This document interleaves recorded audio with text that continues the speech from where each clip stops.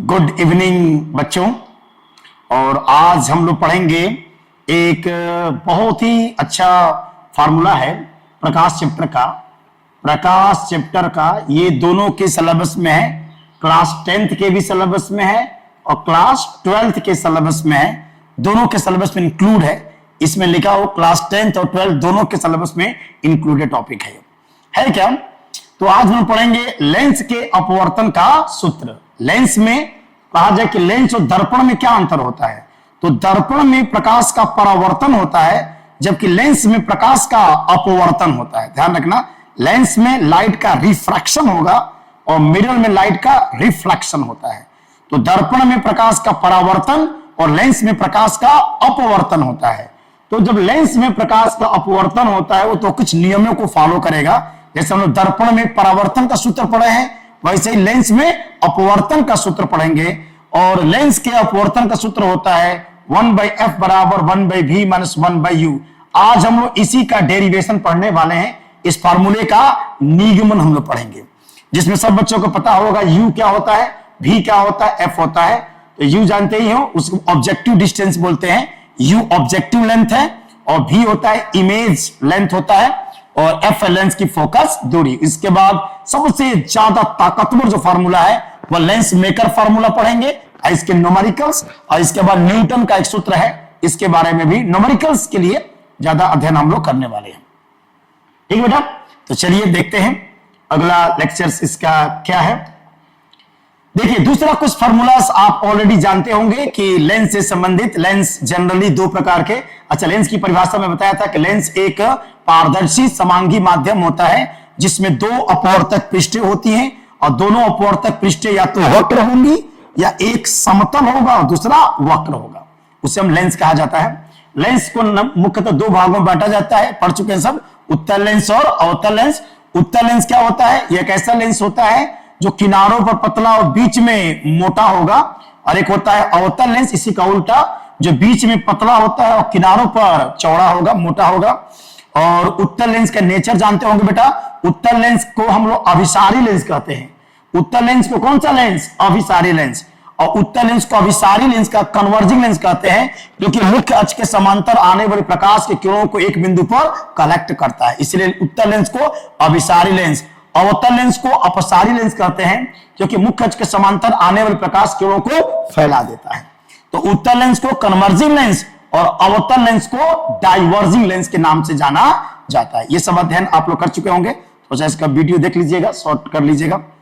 इसके बाद नेक्स्ट अगर हम लोग पढ़ें, नेक्स्ट थोड़ा सा इमेज अगर फॉर्मेशंस को पढ़ना है तो दो तीन बातें आपको याद करना पड़ेगा।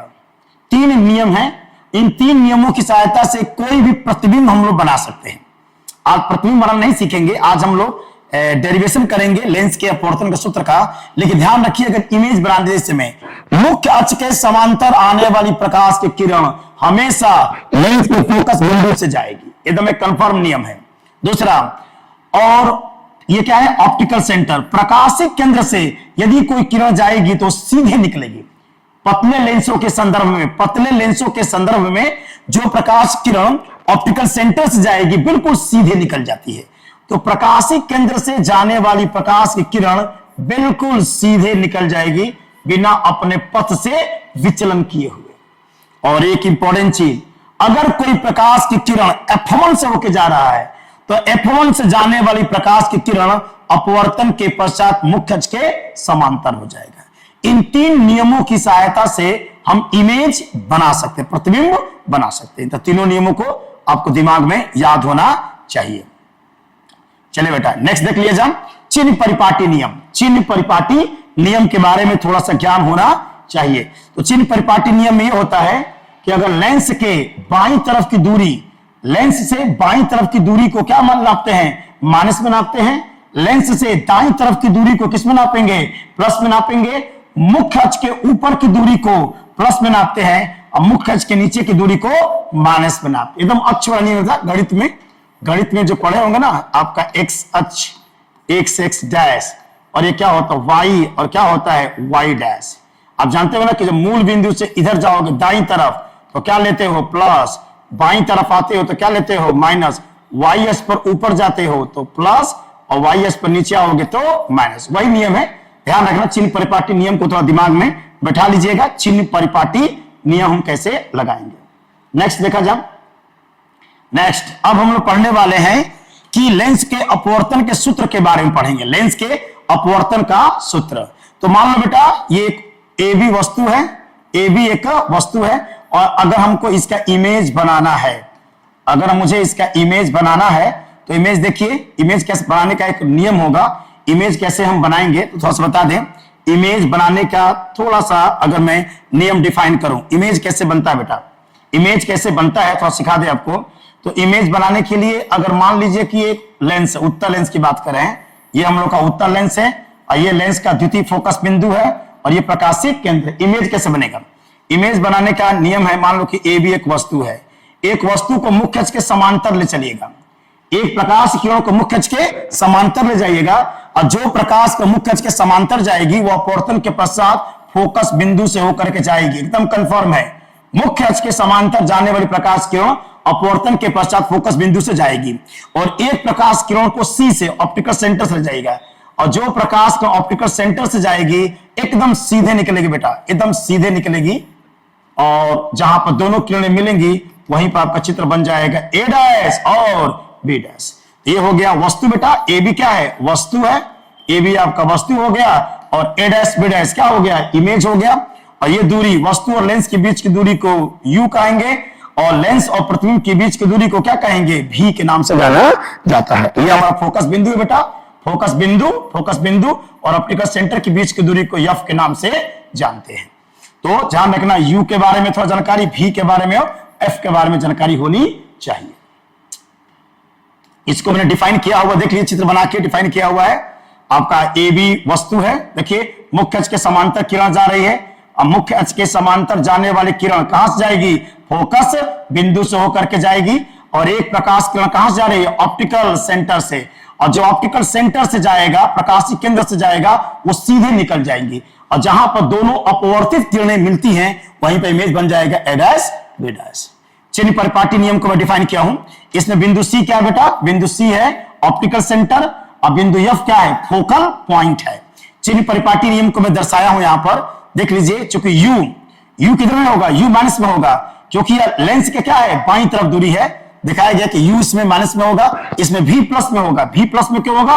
क्योंकि लेंस के दाईं तरफ की दूरी है, इसलिए भी को इसमें पॉजिटिव नापेंगे। अच्छा ए बी देखो, वस्तु की लंबाई, चूंकि वस्तु की लंबाई मुख्य अक्ष के ऊपर है तो प्लस में नापेंगे, और प्रतिबिंब की लंबाई को माइनस में नापा जाएगा, इसलिए कि प्रतिबिंब जो है मुख्य अक्ष के नीचे बन रहा है। देखिए यू नेगेटिव में, भी पॉजिटिव में, ए बी पॉजिटिव में, और ए डैश बी डैश नेगेटिव में होगा। तो ये चिन्ह परिपाटी को दर्शाया गया है, चिन्ह परिपाटी को दर्शाया गया है। आगे आ जाइए।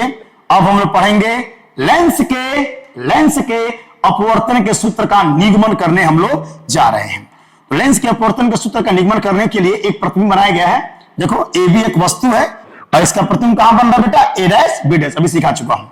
इसमें देखो सी से लेकर के बी तक, माने लेंस और वस्तु के बीच की दूरी को क्या कहेंगे?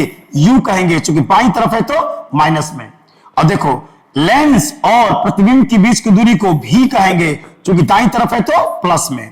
और ये क्या है? फोकस बिंदु है, फोकस बिंदु, और ये क्या? ऑप्टिकल सेंटर के बीच की दूरी को एफ कहेंगे, और सी से एफ से लेकर बी डैश तक की दूरी को भी माइनस एफ कहेंगे, क्योंकि ये दूरी बेटा यहां से लेकर यहां तक क्या है? आपका भी है। तो अगर ये दूरी मैं निकालूंगा तो भी माइनस एफ हो जाएगा, यहां से लेकर यहां तक भी माइनस के एफ हो जाएगा। चलिए हम लेंस के अपवर्तन के सूत्र का निगमन करने जा रहे हैं, और उसके डेरिवेशन के लिए काम किया गया है। देखिए एक वस्तु है, एक त्रिभुज लीजिए ए बी, एक त्रिभुज को लिया जाए, अगर ए बी सी को लीजिए, एक त्रिभुज है ए बी सी, त्रिभुज ए बी सी, और एक त्रिभुज को सेलेक्ट करते हो। एक त्रिभुज में ले रहा हूं, बड़ा सा त्रिभुज जो बन रहा है यहां पर ए डैश बी डैश, और क्या बना हुआ है? सी बना हुआ है। इन दोनों त्रिभुजों को देखेंगे बाहर की तरफ, मैंने बाहर निकाल लिया है। त्रिभुज आपका हो जाएगा ए बी सी, और एक त्रिभुज है ए डैश बी डैश और सी के बारे में अगर देखा जाए, चूंकि ये कोण कितने का है? बी 90 अंश का है, और इसमें बी डैश भी क्या है? 90 अंश के, दोनों कोण 90 अंश के हैं। और इसमें कोण जो सी होगा ये इसके बराबर होगा शीर्षाभिमुख कोण, ये वाला देखो कोण सी इसमें भी है, ये कोण सी वर्टिकल अपोजिट एंगल है, तो कोण सी के क्या होगा, बराबर होगा। अब देखिए बी बराबर बी डैश और कोण ए सी बी बराबर कोण ए डैश सी डैश बी, और किसी भी त्रिभुज में जो दो कोण बराबर होते हैं त्रिभुज क्या होता है, समरूप हो जाएगा। ये दोनों ट्रायंगल क्या हो जाएंगे, समरूप हो जाएंगे। Both triangles are similar.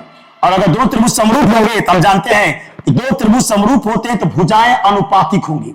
माने पहले त्रिभुज का लंब देखिए ए बी और दूसरे त्रिभुज का लंब ए डैश बी डैश, तो A B upon A dash B dash. पहले त्रिभुज का आधार क्या होगा, बीसी, और दूसरे त्रिभुज का आधार। दो त्रिभुज जब समरूप होते हैं तो संगत भुजाओं का जो अनुपात होता है वो आपस में क्या होगा, बराबर होगा। तो पहले त्रिभुज का लंब बटा दूसरे त्रिभुज का लंब, देख लीजिए A B upon A dash B dash, पहले त्रिभुज का आधार और बटा दूसरे त्रिभुज का आधार बी डैश सी, माने बीसी अपॉन बी डैश सी। एक हमारा समीकरण नंबर 1 हमारा तैयार हो गया। समीकरण नंबर 1 हमारा तैयार हो गया। इसके बाद अगर देखा जाए नेक्स्ट देखते हैं, एक और त्रिभुज में चलूंगा। किस त्रिभुज को ले रहा हूं, त्रिभुज अब ले रहा हूं मैं पी, देखो ये और त्रिभुज में ले रहा हूं, त्रिभुज पीसीएफ। इस त्रिभुज को मैं सेलेक्ट किया हूं, ये वाला त्रिभुज मैंने लिया हुआ है, त्रिभुज पीसीएफ, त्रिभुज पीसीएफ। और एक लिया है मैंने त्रिभुज ए डैश बी डैश और एफ को मैंने चुना हुआ है। देखिए इन दोनों त्रिभुजों को मैंने बाहर यहां निकाल दिया है। तो त्रिभुज अगर देखा जाए पीसीएफ और त्रिभुज ए डैश बी डैश एफ को देखो बेटा, इन दोनों त्रिभुजों को देख लीजिए। तो क्या होगा, इसमें देखो कोण सी कितने का है, 90 अंश का, और इसमें कोण बी डैश कितने का है, 90 अंश का, दोनों 90 अंश के हैं। और इसमें कोण एफ जो होगा वो एफ के बराबर होगा शीर्षाभिमुख कोण। देखिए ये वाला जो कोण होगा इस वाले कोण के क्या होगा, बराबर होगा। दोनों वर्टिकली अपोजिट एंगल है, शीर्षाभिमुख कोण है। और हम जानते हैं कि दो त्रिभुजों में अगर दो कोण बराबर हो जाएंगे तो दोनों त्रिभुज समरूप होते हैं, और दो त्रिभुज समरूप होते हैं तो उनकी संगत भुजाएं अनुपातिक होंगी। संगत भुजाओं का अनुपात आपस में बराबर हो जाएगा। अर्थात देखिए इसका पीसी, इसका लंब पीसी, देखिए पीसी, और इसका लंब हो जाएगा ए डैश बी डैश। तो पीसी अपॉन ए डैश बी डैश, पहले त्रिभुज का आधार सीएफ, देखिए इसका सीएफ, और इसका आधार क्या हो जाएगा, बी डैश एफ। त्रिभुज देखिए, त्रिभुज देखो बेटा, ए बी जो है, ए बी की लंबाई पीसी के बराबर होगा, ए बी की लंबाई पीसी के बराबर होगा। इसका रीजन क्या है, इसका रीजन ये होता है कि दो समांतर रेखाओं के बीच की दूरी हर जगह क्या होती है, बराबर होती है। क्योंकि ये वाली रेखा इसके क्या है, समांतर है, इसलिए ए बी की जो लंबाई होगी वो पीसी की लंबाई के बराबर होगी। दो समांतर रेखाओं के बीच की दूरी हर जगह बराबर होती है, इसलिए आपका देखो लिखा है कि पीसी बराबर क्या हो जाएगा, ए बी। तो पीसी जगह पर लिख दिया A B upon A dash B dash, और उसके बाद हो जाएगा C F upon B dash F. समीकरण नंबर 2 हम लोग का बन करके रेडी हो गया। 2 समीकरण हमने बना लिया। इसके बाद देखिए अब आ जाइए, समीकरण नंबर 1 से क्या मिला था, समीकरण नंबर 1 से आपको मिला था a B upon A dash B dash और b c upon B dash c. अभी सिद्ध किया हो। समीकरण नंबर 2 से आपको मिला है a B upon A dash B dash और c F upon B dash f मिल गया। अब समीकरण 1 और 2 की मैं तुलना कर दूं। अगर समीकरण 1 और 2 की तुलना करूंगा, देखिए इनका बायां पक्ष बराबर है, दोनों समीकरणों का बायां पक्ष बराबर है, और तो दोनों का दायां पक्ष क्या होगा, बराबर हो जाएगा। तो दोनों की तुलना करने से हमको मिल जाएगा बीसी बटा बी डैश सी बराबर हो जाएगा सी एफ बटा बी डैश एफ को लेके चलता हूं। अब बेटा मान रखो बीसी, देखो बीसी वस्तु और लेंस के बीच की दूरी, बीसी वस्तु और लेंस के बीच की दूरी को यू कहा जाता है। इस दूरी को हम क्या कहेंगे, यू कहेंगे, क्योंकि बाईं तरफ है इसलिए माइनस के यू। बी डैश सी प्रतिबिंब और लेंस के बीच की दूरी को भी कहा जाएगा, और चूंकि दाईं तरफ है तो प्लस में रखेंगे, प्लस के भी। सी एफ देखो बेटा, सी एफ प्रकाशीय केंद्र और फोकस बिंदु के बीच की दूरी को फोकल लेंथ कहते हैं। उत्तल लेंस की फोकस दूरी पॉजिटिव होती है। और बी डैश एफ देखो ये वाला, ये दूरी चूंकि यहां से लेके यहां तक एफ है, तो मैंने बताया कि ये दूरी क्या होगा, भी माइनस के एफ हो जाएगा। तो बी डैश एफ हो जाएगा भी माइनस के एफ हो जाएगा। तीन गुणा कर दो बेटा, अगर इनका क्रॉस मल्टीप्लिकेशन कर दूं तो माइनस के यू, और ये हो जाएगा भी माइनस एफ बराबर भी एफ। अंदर गुणा करिए तो माइनस के यू भी और प्लस के क्या हो जाएगा, यू एफ, और बराबर क्या हो जाएगा, वी एफ हो जाएगा। आप इसको उधर ला दो बेटा, ये हो जाएगा यू एफ माइनस के वी एफ और बराबर क्या हो जाएगा, यू भी हो जाएगा। दोनों पक्षों में UVF से भाग दे दीजिए, दोनों पक्षों में UVF से भाग दीजिए, तो यहां से हो जाएगा UF बटा UVF minus VF upon UVF बराबर हो जाएगा UV अपॉन UVF। कट कर दिए बेटा, देखिए यहां से U से U कैंसिल, F से F कैंसिल, यहां मिल जाएगा 1/V, यहां मिल गया 1/U और यहां मिल जाएगा 1/F, और पूरा हम लोग का फार्मूला बन गया कि 1/F बराबर 1/V माइनस के 1/U। यही है बेटा लेंस के अपवर्तन का सूत्र। अच्छा, यही फार्मूला अवतल लेंस पर भी लागू होगा, दोनों लेंसों के लिए सेम फार्मूला डिराइव होगा, चाहे उत्तल लेंस का हो चाहे अवतल लेंस का हो, यही फार्मूला बनेगा। अगर अवतल लेंस को यूज करके मैं फार्मूले का डेरिवेशन करूंगा तो यही मिलेगा, लेंस के अपवर्तन का सूत्र। ये हो गया लेंस के अपवर्तन का सूत्र, लेंस के अपवर्तन का सूत्र। तो this is the most important derivation, और इस डेरिवेशन का हम यूज करेंगे न्यूमेरिकल लगाने में, ज्यादा महत्वपूर्ण होगा जब इस फार्मूले का यूज करके न्यूमेरिकल्स को लगाया जाएगा, ये फार्मूला बहुत ही महत्वपूर्ण हो जाएगा, ठीक है। तो इसके लिए हम लोग कई पहले फार्मूला प्रूफ कर लेते हैं, पहले फार्मूला हम लोग बना लेते हैं, जब सारे फार्मूला हम लोग के पास आ जाएंगे, सबकी समझ आ जाएंगी, उसके बाद हम महत्वपूर्ण न्यूमेरिकल्स को सॉल्व करना सीखेंगे। तो लेंस से संबंधित जितने भी न्यूमेरिकल होंगे या प्रकाश का अपवर्तन जहां जहां भी होगा, अपवर्तन के बहुत सारे एग्जाम्पल भी हम लोग को पढ़ना है, उन सब के बारे में पढ़ेंगे। पहले सारे फार्मूलों को हम डिराइव करेंगे, उन फार्मूलों का निगमन करने के बाद और तब जाके लेंस से संबंधित हर तरह के न्यूमेरिकल्स को हम लोग सॉल्व कर सकते हैं। ठीक है बेटा, चलिए बी हैप्पी, हमेशा खुश रहिए, मन लगा के पढ़ते रहिए।